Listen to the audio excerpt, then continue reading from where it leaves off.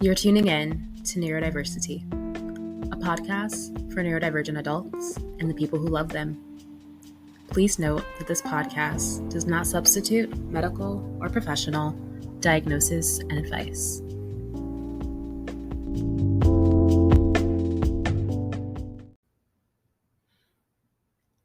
Welcome back, lovers and friends, and happy Pride to you. A happy Pride it has been. But before I get into that, and before I let you dig into this episode, it's been a little minute since I've recorded last, and since then we have experienced in our nation, the USA, a number of domestic terrorist attacks in the form of mass shootings. And I just want to take a moment to honor the lives that have been lost.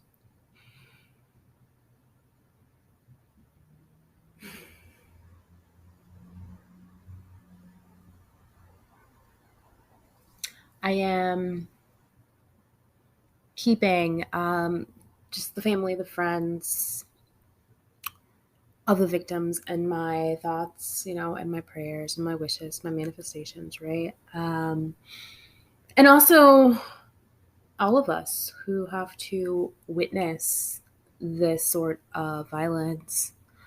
And as we know, trauma can also be, what's the word I'm looking for? I can't even think of it right now.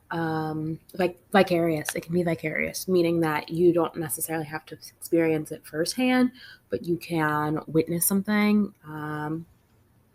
Allegedly, according to the DSM, like you can't have trauma from witnessing things on the TV. I'm going to disagree with that. And anyway, so you can have vicarious trauma from witnessing things. Also just hearing like hard stories, difficult traumatic stories, that kind of thing. And especially if you see people like you constantly be on the receiving end of this very overt violence and very overt racist response to the violence. So I am here with you. I'm feeling all the feels with you. Also for anyone with ovaries, uterus, anyone who may bear children or may not want to bear children, but their body has that option. I'm with you. I feel you. I honestly just don't even know what to say. Other than we gotta really abolish capitalism, y'all. I feel like that's it. That is the main thing that needs to happen. And a good friend of mine, Renee Seals over at Embodied Astrology, she really said something that resonated with me, which was that, Roe was not, it was never about bodily autonomy and women's rights. It was about privacy and our right to privacy. And while we do value privacy, we really do. I do. I really want some laws that are very explicit in just the human right to choose, right? The human right to have agency over your body. And so with that, Renee was saying that things may get worse, in order to make them better, in order for us to actually get the laws that truly represent our values and the society that we want to create. Things may get worse so that we can get it right. And so I'm really leaning into the optimism. And at the same time, I'm fucking pissed off, right? This particular ruling has impacted me in a way that I guess just upsets me. Like, it really upsets me, and I feel like my right to choose and make some decisions for my own life in the here and now was taken away from me. And so, I'm going to respond accordingly, but I don't know. It just sucks. It just sucks to, just not have agency. I don't even know how else to say it. Anyway, I'm not going to dwell on that. But I hope you all are not only being loud and fighting for justice or, advocating, those things are important. And also remember that you are resting. Also remember to take care of your mental health. What that means, signing out of Twitter for a couple of days, um, shutting down the news for a couple of days, taking a mental health day, like whatever you need to do that for you. As this work isn't it's not get quick, right? It's not a quick scheme, and it's really about the endurance. And so I feel like the only way we can endure is to make sure that we take care of our needs and that we find joy in any little moments that we can, whether that is in a flower or a rainbow or a hug or a smile or a TikTok cute video, whatever it is, just find a little bit of joy. And I firmly believe that as we find pieces of joy, they add up and they fuel us to continue this work. So, Pride, happy Pride to everybody. It's been a wonderful Pride. I've had a lot of fun. I have been expanding my community and connections in queer relationships, and that has been super awesome for me. Um, and also during Pride, so in the month of June, your girl became an autism spectrum disorder clinical specialist. Hey, it's a celebration. Clap, clap, bravo. Nah, I'm lame. But no, anyway, yeah, so I am now certified to I guess have more specialty in treating and working with autistic populations as well as ADHD populations, though I don't have that specific cert. I've done a lot of work around that. Um, yeah, so I'm super excited to really put this title into use, and I'm working on some new offerings that I will speak about when they're done. And also just with the title, like it is autism disorder clinical specialist. Um, I don't think autism is a disorder. I do think it makes people disabled, and I actually might make a dis episode. I might make an episode, maybe explaining a little bit between disorder and disabled. So I like to just call myself an autism specialist, an autism clinical specialist. That's usually how I'll refer to myself. That's not the legitimate title, but it is what it is. Anyway, without further ado, here is part 2 of the Great Unmasking. I hope you enjoy. Let's jump into the episode. Last time I gave you part 1 of the Great Unmasking, and the journey or the incident or series of incidences that really led to me to go get diagnosed. So I want to take a moment to I keep going back to 2021 because timelines are hard for me. I think in general, memory, we mix things up. But yeah, so timelines are hard. And I want to say November 2020, I wasn't marketing yet, but what I was doing was I built my website. So I designed my own website with no previous web design experience really, other than hours on hours on hours of MySpace. I guess I got close to my 10,000 hours very early on. Lots of MySpace, HTML, and also well, that was more I was in an art program in college, or not in college, in high school. But that was more Photoshop related, not so much web design.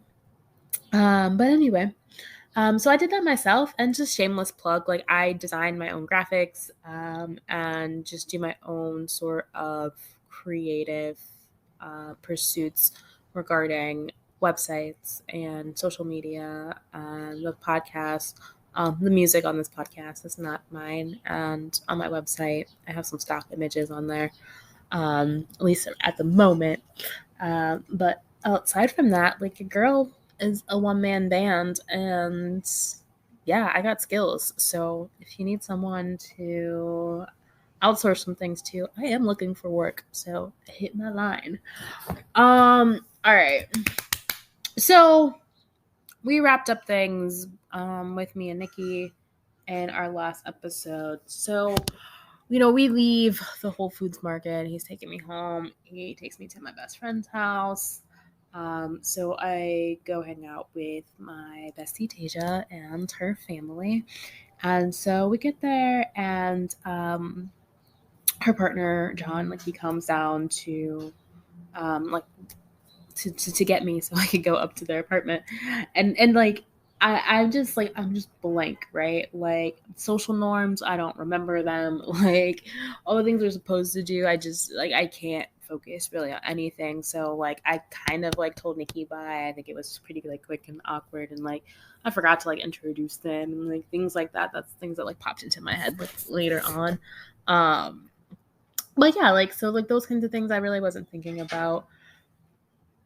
And as I went into Taja's home, like I started to soften a bit. Like I felt safer. I did feel safer. However, like I couldn't shake like my nervous system dysregulation.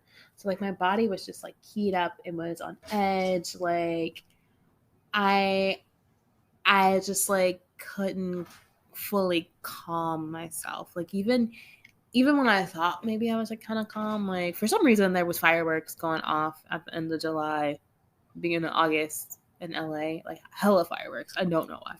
Um, but like they were scary. Like I was like, they would go off and I would just jump. I would be startled. And like Deja like laughed. She's like, what? Like you're like, what's going on? Again, I really can't say that really scared you, but like it really did. And like consciously, like I'm like, oh, like this is a mass overreaction to like the sound outside. But like my body, it felt like an assault. Like it felt like I was under attack. And I was like, oh, what's going on? Um, so yeah, just like very keyed up. And I just really couldn't like do things on my own over the course of those like couple of days. I mean, I did it, but it was like, well, I did some of the things, but it was really hard. Like I did dress myself.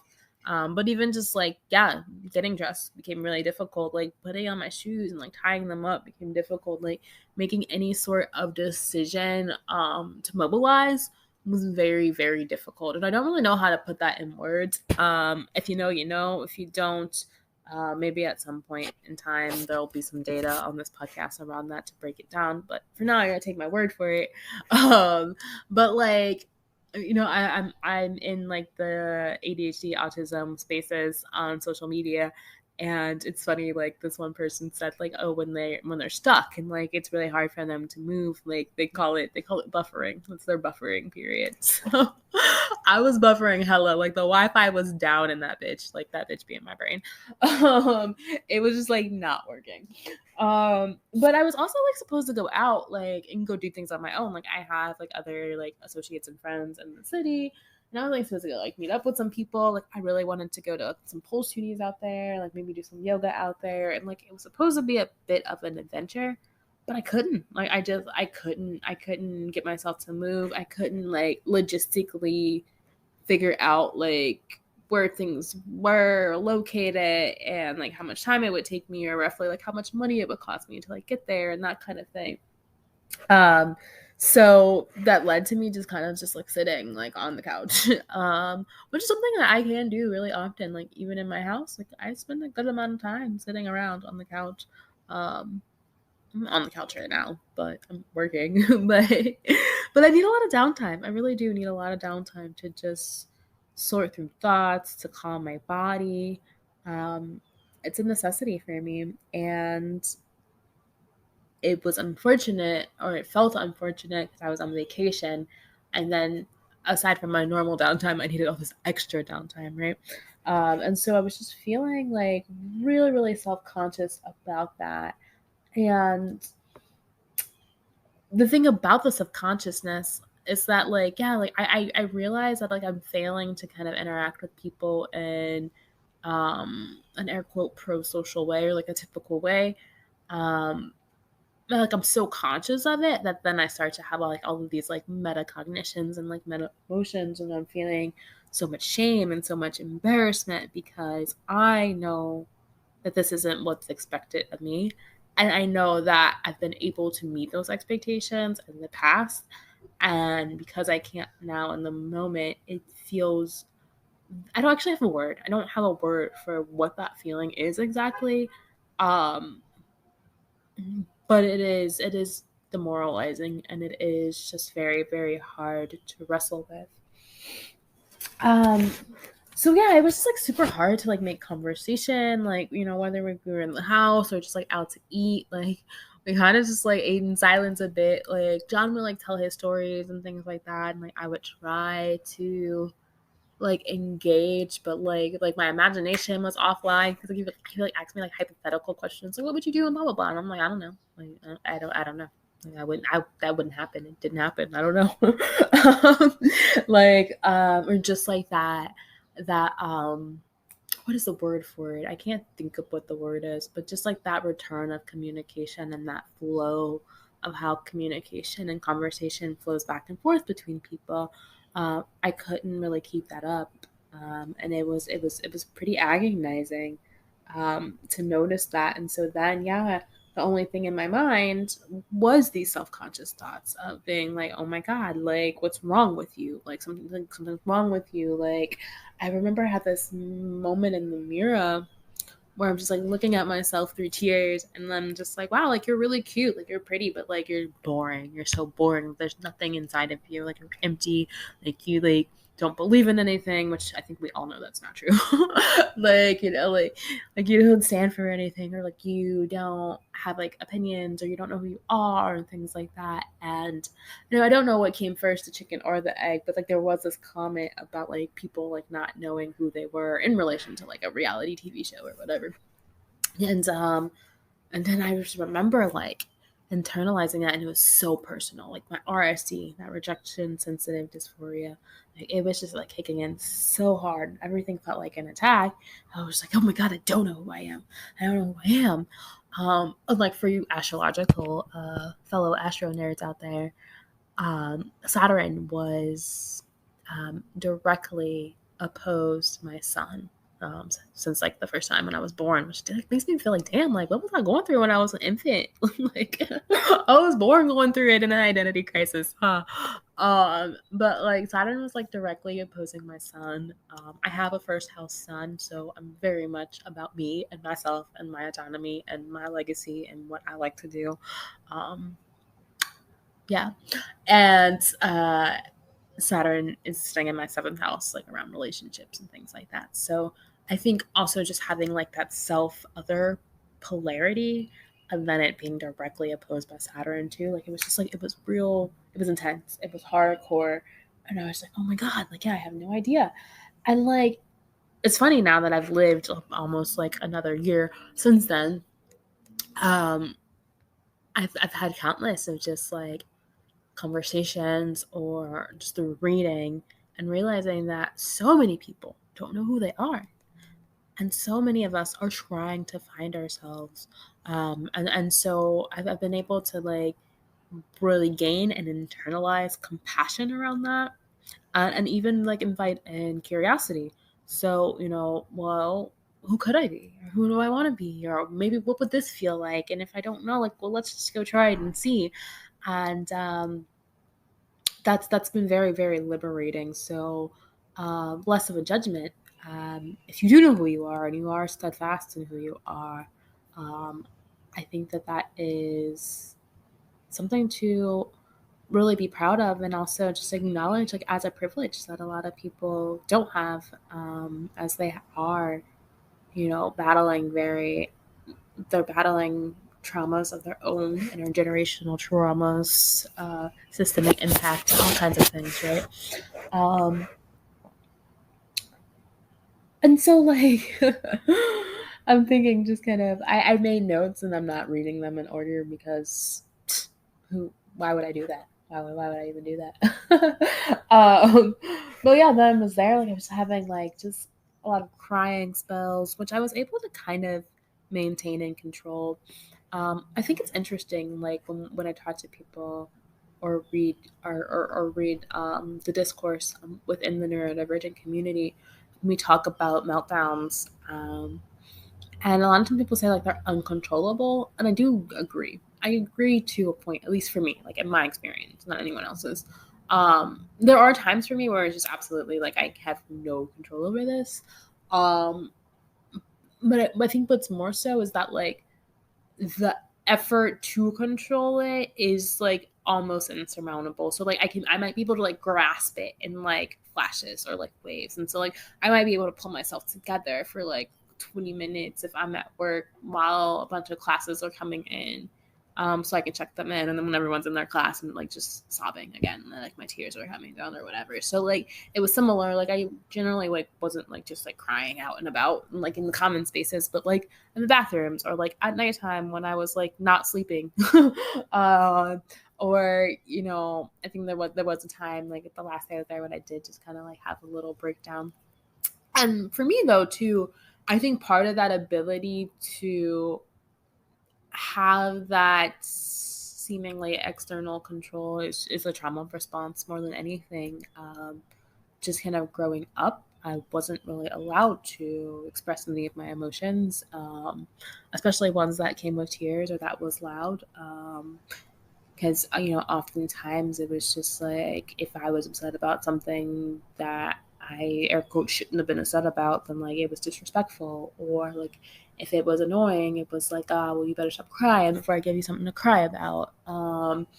You know, just things like that, or like putting amount of time on how long I should be upset about something. Like, I really encourage. I think. Well, I want to take a step back, and I think people were doing the best they could with the knowledge that they had. But moving forward, I really want to encourage parents to let your children feel their emotions the way that they need to. And if it's inconvenient or if it's annoying to you, I mean, there are strategies around that as far as like, all right, well, I see you're still upset. I also need to get this done, and it's hard for me to focus. Or I need to relax, and it's hard for me to focus. Could you finish in this area? Or like maybe as the parent, you remove yourself from the situation. Or helping your child know, okay, well, you're really upset. I get it. We have things to do, or we have to go somewhere. Helping them to create a container and letting them know that we can open this container back up, and we don't have to stuff these feelings away or hide them or get rid of them. But it would be helpful for us to put them in a box right now so that we can like go get ice cream or like whatever it is that you actually need to do. And I know this isn't like foolproof or like it's gonna always work. But these are things that we can start to try and start to implement so that we don't indoctrinate shame into our children, and that we don't indoctrinate them to be emotionally unavailable or reserved and just internalize all of those feelings. So that's my mental health little rant there, my parental guidance rant. And before any of you come for me about having children, you do not have to have children to want conceptualize good parenting, to be a helping professional that helps with children and their parents parenting. Actually, when I was in my grad program, that was my track, was child and adolescence. And so I spent my early years as a mental health professional working with children. And one of the main reasons that I switched to adults was because I was really tired of working with their parents. There was just a lot of like, fix my kid, they need to do this, I don't need to look at that kind of thing. And so it was exhausting. It was really exhausting. So yeah. What else do I want to share with this trip? Okay, so like I told you, like I was supposed to go places or whatever, and I just couldn't do it. So I just rolled with my homies, and so we had to go to a baby shower. And we go to this baby shower, and there was this man there, and he was so fine, y'all. He was so fine. Like he was given like Morris chestnut, but today. I don't know if he really looked like him, but like his skin was just, it was amazing. His teeth were great. Like I was feeling it. But like obviously like I was not in like the mental state to like talk to anybody for real. And like, I noticed him, I noticed me. I'm like, he gave me like a little like eyebrow like raise or something like that. which I assumed was flirting. So then like I did it back, but like I think I did it wrong. I don't know what happened to this day, but like I made a face back and I was just like, oh yeah, like I'm, that's what I'm doing, right? And then he was just like really put off. Like he made a face oh no, oh okay, that's what you want face, and like just like didn't like really talk or look at me again afterwards. And like clearly there was some sort of disconnect, but again, hard for me to talk. Like just really having a lot of self-conscious thoughts at that time. Like I wasn't about to go back and like try to repair that situation. But maybe I'll run into the hottie in the future and we'll see what happens. Probably not, but never say never. um but I think that's pretty much it. I think that's really much how I want to wrap up the great unmasking part 2. I think just lastly, like one thing was just like I didn't know like what I needed to, air quote, be normal, or at least get back to my baseline, right, and to calm down. And that in itself was just very stressful. Like I didn't know how to chill this out. And so now I know in hindsight, like I needed to be alone. And so like I flew home, which costs a lot of money, and shout out to the people who helped me do that. But in hindsight, like I probably could have just stayed at an Airbnb for a night or two, and just calm down and then like continue with my vacation. Like I really needed some alone time, and I needed some familiarity. So that's something too I need to think about more when packing, is to make sure that I have something that reminds me of home. And so I do want to get into a bit of like neurodiversity and travel, and also just like a chronic illness and chronic pain and travel at some point in time. And also just like, yeah, like with me having such a difficulty sleeping. So yeah, for like the last 2 nights that I was there, like I probably slept like a couple hours each night, maybe, and like not consecutively. And I used all my coping skills, like sleep podcasts, music, meditation, like breathing, and just like nothing. It wasn't stopping just like my head from just like assaulting me over and over and over again, and my brain couldn't turn off. I think part of that too comes back to just like travel needs that I'm noticing now, and especially like when switching time zones. I just can't jump on any flight and just be cool and roll with things. Like I really do need a more tailored plan in order for me to enjoy my time. Yeah. So lastly, I just wanted to say thank you to Tasia, to John, and even baby John. It's so funny, like like I think it was like my last day or second to last day, like baby John was having a hard time, and my RSD was just kicking in so hard. I thought even like the baby wasn't messing with me. I was like, oh my god, he hates me, even though like we were homies like before, but like he was having a hard day and like wanted his mama, and I am not her. As cool as I am not her. But yes, thank you, friends, for being there for me, for supporting me. Tasia, for just being present and holding space and like not trying to fix things, but giving me good dairy-free cakes to try and taking me to the pedal boats that I really wanted to go see, and just holding me and letting me know that things will be okay. I love you forever, and I got your back, girl.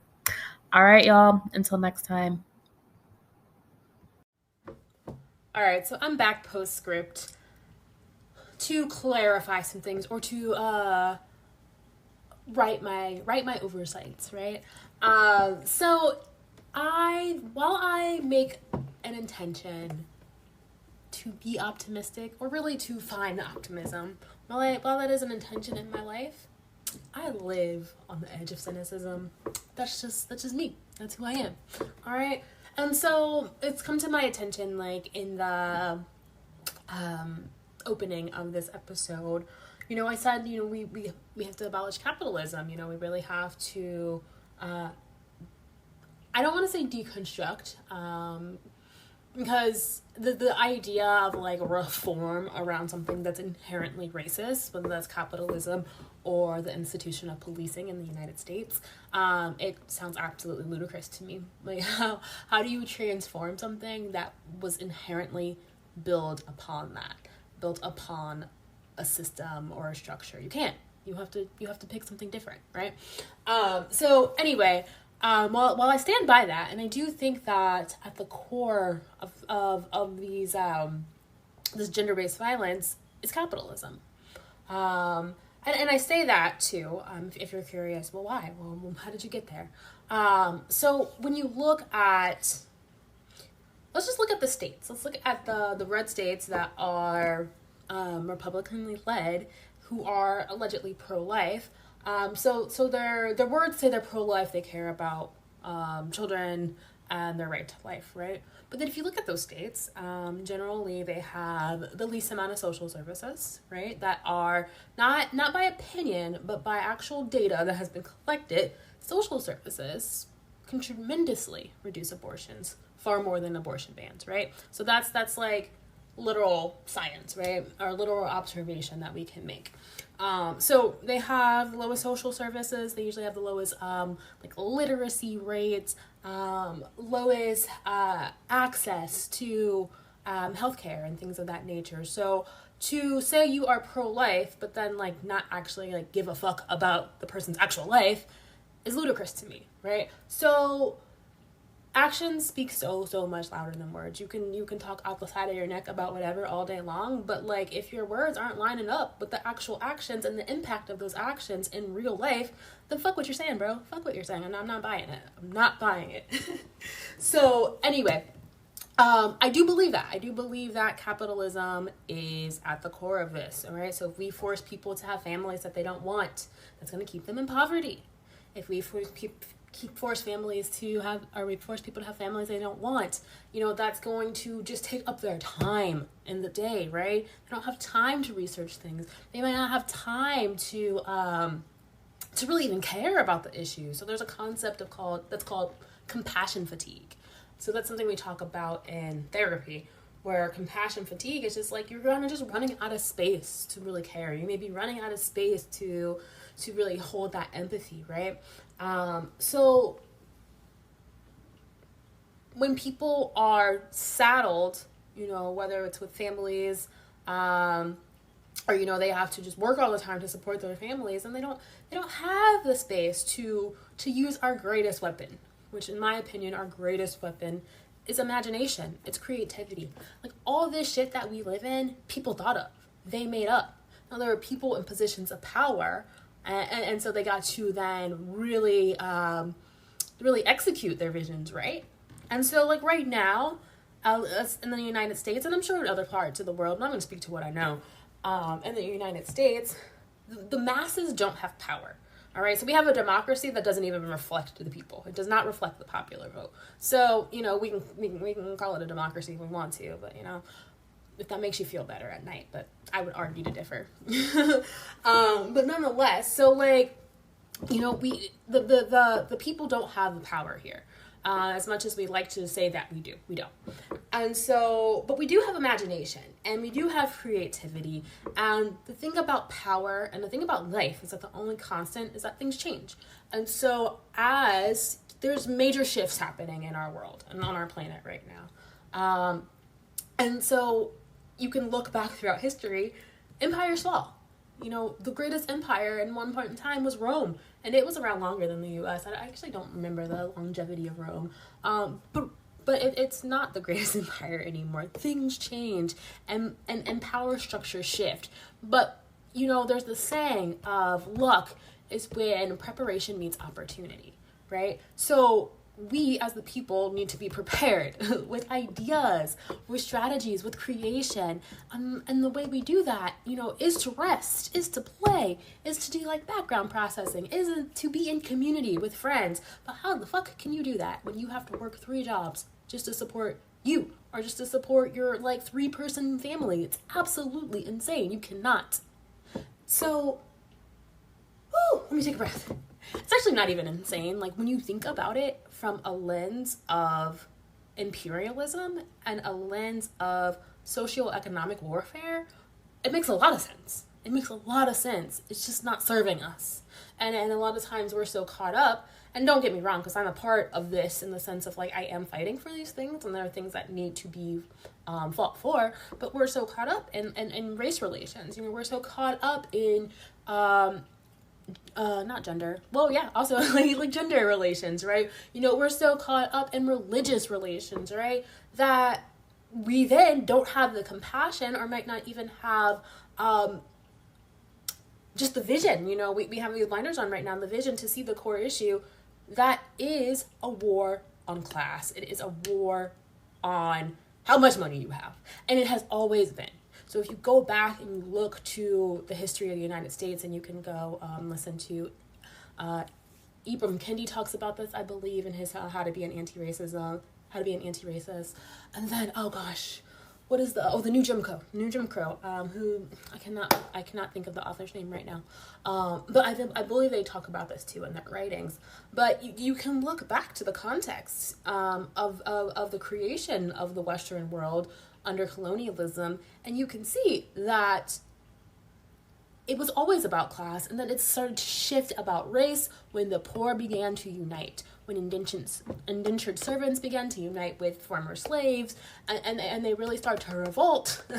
Master said, oh, no. So, like, how can we stop this? Okay, well, we can at least give the people who look like us some privilege. We can give the people who look like us these radical ideas that they're better than other people. We can give the people who look like us, we can instill xenophobia and fear in them. And they created a system to keep themselves insular and protected. And that is still the case. That didn't go anywhere. But, you know, we're fighting all these other isms because they're more up front. They're every day. They're in our lives. And you know, it's hard to unite with someone who you feel doesn't respect you. It's hard to unite with someone who you feel doesn't have your best interest at heart, right? So we were really at a loss here on really trying to mobilize as the working poor, as even like the ever so shrinking middle class, right? So I got on like a really big digression here, so I could actually really take a step back to see where I was coming from. All right, so that is the war, and taking away women's rights, you know, taking away non-binary rights, taking away the rights of people with vulvas and ovaries and who can reproduce. It only perpetuates that initial mission to protect the rich, to protect the wealthy. That's what this comes down to. You cannot have systems of privilege without having systems of oppression. And it's the only way that it works. So, what can we do with this? What can we do? All right. So lower hanging fruit, because yeah, we want to abolish capitalism. No, that's not going to happen tomorrow. You know, we got to do the dreaming. We got to do the planning. We got to do the community organizing and the conversations with friends, right? We have to do that work. So here is some more low hanging fruit that we can do now. First and foremost, let's make time in our everyday lives to dream, to create, to imagine. And I don't mean you're like, Jazz, shut the fuck up, I got stuff to do. I feel you, I do too, all right? And so it's not like you get out. You don't have to get out the incense and the meditation cushions and like all the art supplies. But you know what? Maybe when you're sitting at a red light, you ask yourself, what's one revolutionary thing that could be done? You know, maybe when you are waiting in line at the grocery store, if you're like me and you hate self-checkout, so you wait in line for that one cashier. So you're there for a while. You know, maybe you start thinking about the society that you want to live in.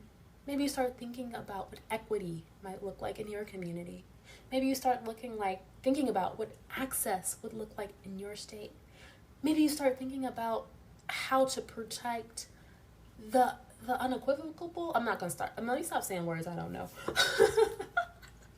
How do we protect the rights of everybody? You know, how do we do that? All right. So just taking, 30 seconds, 2 minutes, maybe you're fixing dinner, and maybe instead of, listening to the news, maybe you spend that time and imagine. Try it. So that's one. We could do that. Low-hanging fruit. 2, well, what's imagination without sharing your ideas? Where is your community? Talk to each other about these ideas. Non-judgmentally, with kindness, with respect, maybe just even with opening ears, with curiosity. We need to listen, and it might not even be time yet to start to critique, all right? So when we create ideas, there's always a brainstorming phase, and in the brainstorming phase, you just throw paint on the wall. You throw ideas out. There is nothing too crazy. There is nothing wrong. They are just ideas. There is another phase where we can start to get realistic and we can start to strategize, but that's not the beginning. So know where we're at. All right, so reach out to your community and just talk to each other. Share your ideas. I encourage within that sharing of ideas to discuss what you want your individual states to look like. So there's no debate. Well, I mean, there's plenty of debate, but like in my mind's eye, what is very clear is that the Constitution does not work. Okay, yeah, it was a Constitution, like, yeah, it was the founding document, and we need a new one, period, all right? But to get to that federal level, we need to start at the state level. So let's start radicalizing, let's start restructuring, let's create new state constitutions. Let's start talking to each other about what that'll look like. From there, we can fund and support the people who are being harmed. So I'm going to give you a number. I'm going to give you three ways in which you can put your money where your mouth is, if you have it. And if you don't feel bad about that, all right? I personally am not donating it to any abortion funds at this time because I ain't got it like that in this moment. But when I do, I'm there for y'all, all right? So this is my labor of love to put some information out there. So maybe that's your labor of love to each one to share. You know, maybe it's your labor of love to protest and, you know, go physically stand in solidarity. That's fine too, all right? So this isn't any shaming of like, oh, you didn't donate. But if you have it and you don't donate, I am side-eyeing you. Side-eyeing you. Yeah, that's what I'm doing. Cool.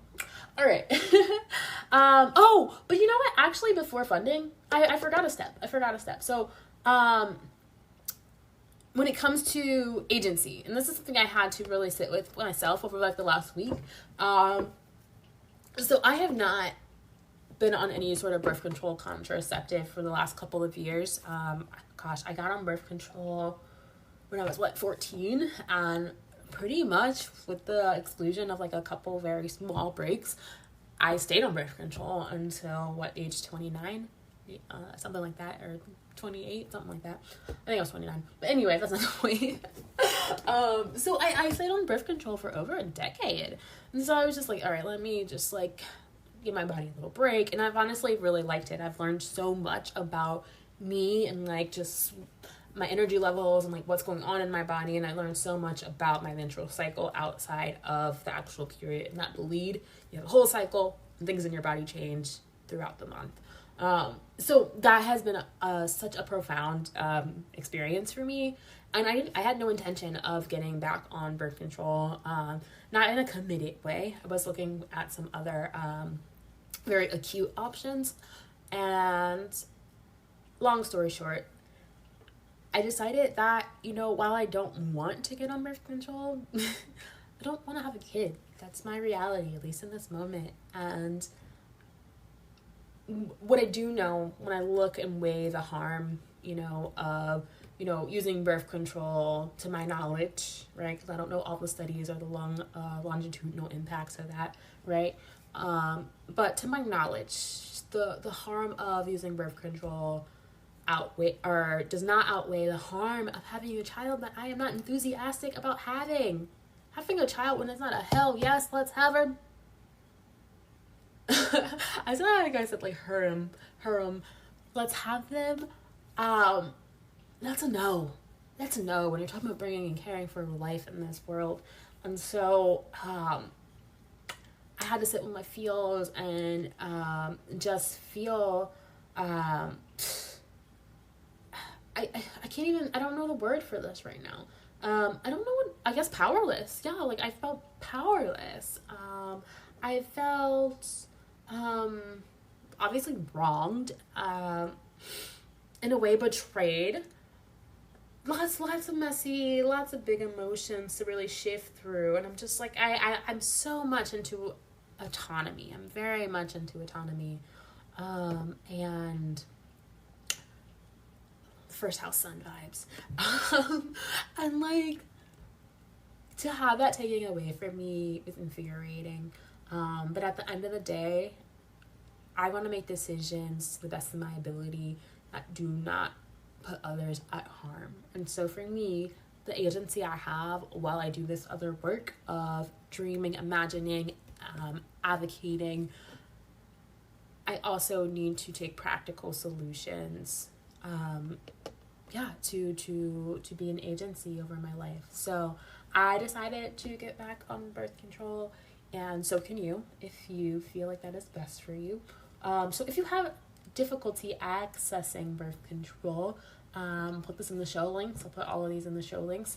But Power to Decide is a national organization that is that supports reproductive rights and helps women get access to birth control. So they have a really cool,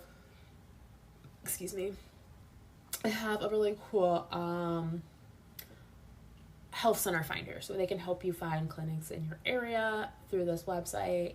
Again, I will tag that in the show notes. But they also have other really cool information, just like birth contraceptive deserts, birth control 101, things that you can learn if you need some education around birth control.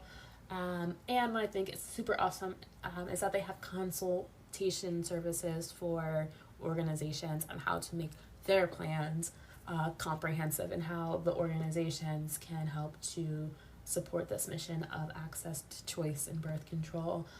So, if you are an entrepreneur, if you are a corporation, and you truly believe in transformative justice outside of a PR stunt, this is a wonderful organization to help you make sure that those things are coming to fruition, that you are actually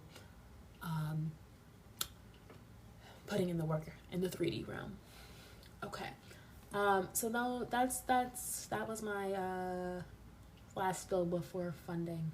So for funding, first we have Sister Song, which is a women of color reproductive justice collective. So Sister Song, I want to see if I'm going to read you their mission. Do I want to do that? Yeah, so what is reproductive justice? Sister Song defines reproductive justice as a human right to maintain personal bodily autonomy, have children, not have children, and parent the children we have in safe and sustainable communities. All right, so you can donate to Sister Song. You can donate to their Birth Justice Care Fund.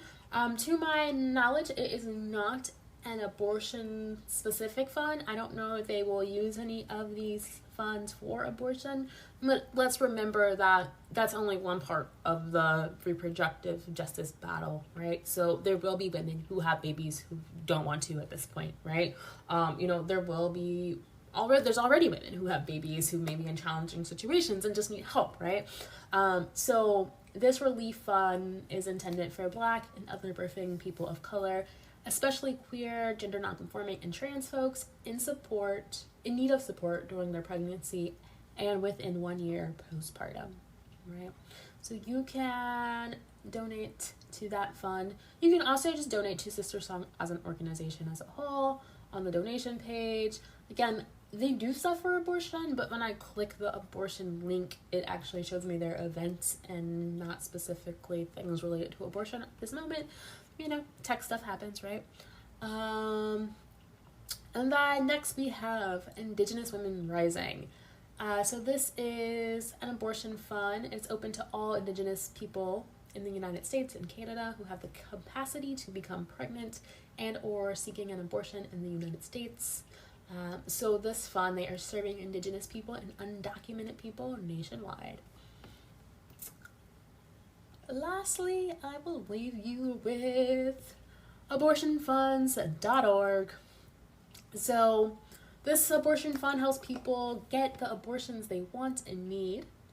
And it is a national fund, so throughout the entire country. Here's their mission. The National Network of Abortion Funds builds power with members to remove financial and logistical barriers to abortion access by centering people who have abortions and organizing at the intersections of racial, economic, and reproductive justice. Ashe, ashe. All right, so you can donate to them. It's super easy. All of these are super easy. You can just click the link in the show notes. You can sign in with your Google Pay, your Venmo, your PayPal. Say what you want. You can do a one-time donation. You can do a recurring donation. But I just want to thank you. If you made it here, thank you for your time. Thank you for listening. And let's get out there and imagine, y'all. Let's transform the world through creativity, through play, through love, through equity. I'll talk to you later.